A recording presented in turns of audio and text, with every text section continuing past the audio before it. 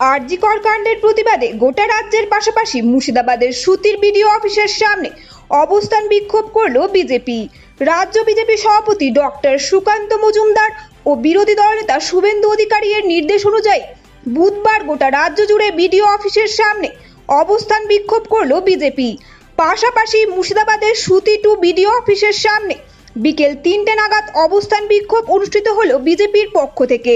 এই সময় উপস্থিত ছিলেন বিজেপির সাংগঠনিক জঙ্গিপুর জেলার যুব সভাপতি কৌশিক দাস সহ সুতি 2 ব্লকের একাধিক নেতা নেতৃত্ব।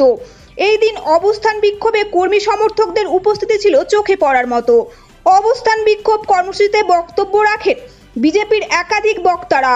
বক্তব্য রাখতে গিয়ে রাজ্য সরকারকে তুলোধরা করেন তারা। আরজি কর কাণ্ডের মূলত দোষীদের আড়াল করার অভিযোগ তোলেন, পাশাপাশি রাজ্য নারী সুরক্ষা নিশ্চিত করার দাবি তোলেন। অবস্থান বিক্ষোভ ঘিরে বিডিও অফিস চত্বরে সুতি থানার পক্ষ থেকে কড়া পুলিশ নিরাপত্তার বন্দোবস্ত করা হয়। লক্ষাধিক মানুষ, কাতারে কাতারে মানুষ বিভিন্ন রকম আন্দোলনরত হয়ে উঠেছে। পশ্চিম বাংলা যেন এক সুস্থ রাজ্যে আজীবন থাকবে পদত্যাগের দাবি নিয়ে পশ্চিম বাংলার মানুষ আজকে গর্জন দিচ্ছে।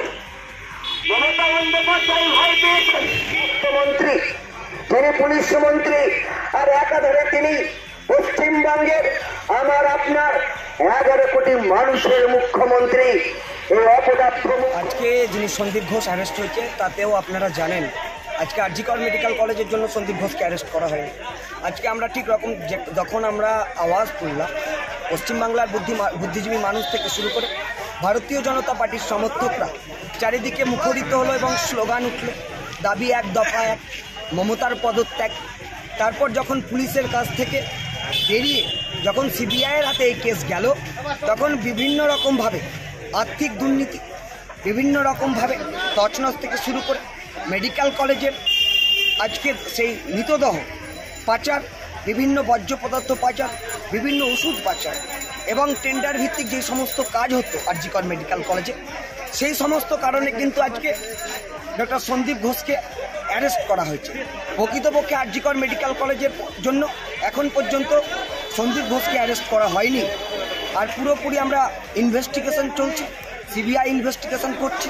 তার আত্মসহায়ক থেকে শুরু করে আরও 2 জন ভেন্ডারকে একসাথে সিবিআই অ্যারেস্ট করেছে তাদের দুর্নীতির জন্য। আর আরজি কর মেডিকেল কলেজের জন্য যারা প্রকৃতপক্ষে দোষী, এই নরকীয় ঘটনা ঘটানোর জন্য যারা যারা যুক্ত আছে, অতি সত্বর তাদের সাজা হবে। আমাদের পুরো সিবিআইয়ের উপর আস্থা আছে, সঠিকভাবে তারা তাদের মতো তদন্ত এগিয়ে নিয়ে চলছে। আজকে আমরা আমাদের প্রতীকী আজকে ধর্ণা মঞ্চে ছিল। সমগ্র পশ্চিমবঙ্গের যতগুলো ব্লক আমাদের রাজ্য বিজেপির সভাপতি ডক্টর সুকান্ত মজুমদার এবং আমাদের অপোজিশন অফ দ্য লিডার বিরোধী দলনেতা মাননীয় শুভেন্দু অধিকারী মহোদয় আওয়াজ তুলেছিলেন। আমরা জানেন যে আমরা স্বাস্থ্য ভবন কর্মসূচি রেখেছিলাম, তারপর আমরা পথ অবরোধ অর্থাৎ বাংলা বন্ধ আমরা পালন করেছি।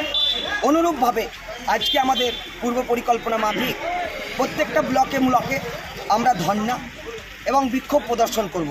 সেই মোতাবেক আমরা সুতি বিধানসভার অন্তর্গত যে সুতি 2 নম্বর ব্লক, সেই ব্লকে আমরা ভারতীয় জনতা পার্টির কার্যকর্তাগণ, ভারতীয় জনতা পার্টির সমর্থিত যে সমস্ত মানুষ, তারা আমরা একত্রিত হয়ে আজকে আমরা ব্লক আধিকারিকের সামনে, বিডিও অফিসের সামনে আজকে আমরা ধর্ণা মঞ্চে আমরা বিক্ষোভ সমাবেশে উপস্থিত হয়েছিলাম।